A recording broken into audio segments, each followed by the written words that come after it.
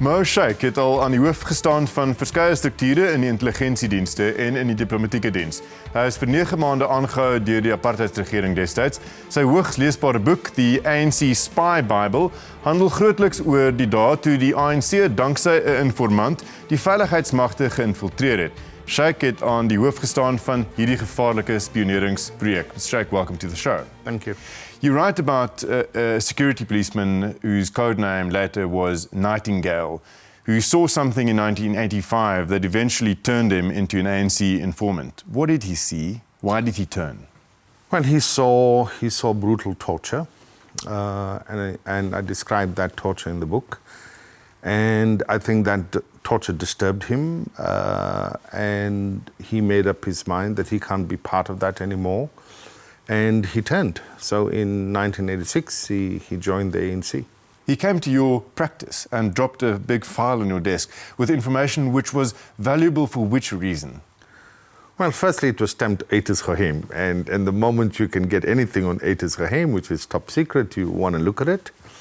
And this report, this file, had a lot of reports in it, written by security branch, from head office, from local, and it had a lot of what we call source reports or bronner, and I was addicted to reading that, and my world in intelligence began then. But how did it help the ANC and the movement in those years?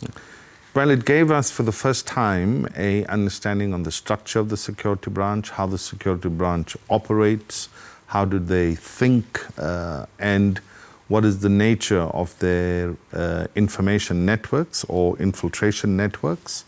And that was fascinating stuff in its own right.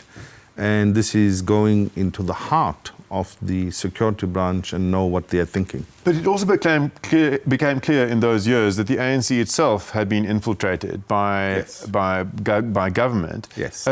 What did that do to the organization in the late 80s to know that there are askaris or spies inside the ANC? What kind of suspicion did it sow?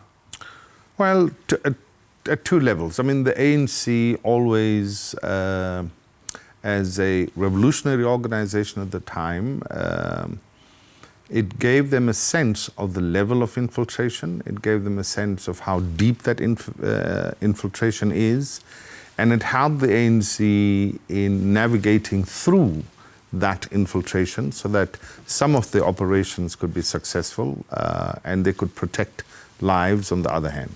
Okay, but when democracy dawned eventually in 94, and I know that there were security operations going on in a kind of a low-level war continuing until about 94, but since 94, this mentality, which you describe at some point as a Cold War mentality, has lingered inside the ANC. How would you describe its manifestations even today in the organization? Well, for me, the big issue is that as long as we see intelligence as a profession about finding out who's infiltrating you, spies and etc., then you stay mired in the Cold War era. But if you see intelligence as a very sophisticated research and very informed research basis, then intelligence can serve the government in respect of what are the things that the government should be looking at. And I'll just give you one example. We have massive protests in regard to service delivery. Well, intelligence would be able to tell you that they could predict that this will happen because of the failure of government to deliver services, etc. And there, the solution is not about finding spies. The solution there is to improve public service delivery. But this use of the intelligence apparatus in this country for political ends post-94, did it start under former President Zuma or did it have an antecedent even in the Mbeki years? I think it started on the Mbeki period where, and there is something you got to know about intelligence. Intelligence is a profession that can tell you some very interesting stories about people who are opposing you, and you become attracted to hearing more about those who are opposing you. And my caution to all presidents now and the ones to come is that don't listen to intelligence when they're telling you about people who want to topple you. The only people who will topple you are the voters, and And the only way the voters will lose interest in you if you don't do your job. Moe Shaik, you had a run-in with who has just been denied a very prominent diplomatic posting because of something in his past. We don't know exactly what. What was that run-in about? Well, I don't think Twele had the right attributes to be a good Minister of Intelligence.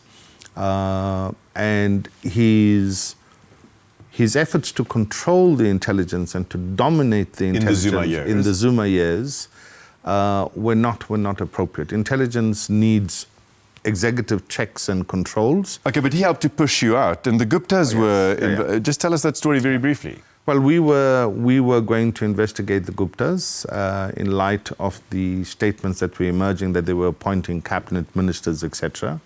And we thought that was a very serious allegation that needed to be investigated. And Minister Twele didn't want us to perform that investigation. We were going to insist on doing it. That brought us into a clash with him, and that clash went to President Zuma. And President Zuma made his preference quite clear that he doesn't want us to do that investigation. And soon after, we were pushed out of the intelligence services. So we have time for tonight. Thank you for the fascinating story. Thank you. Good to have you here.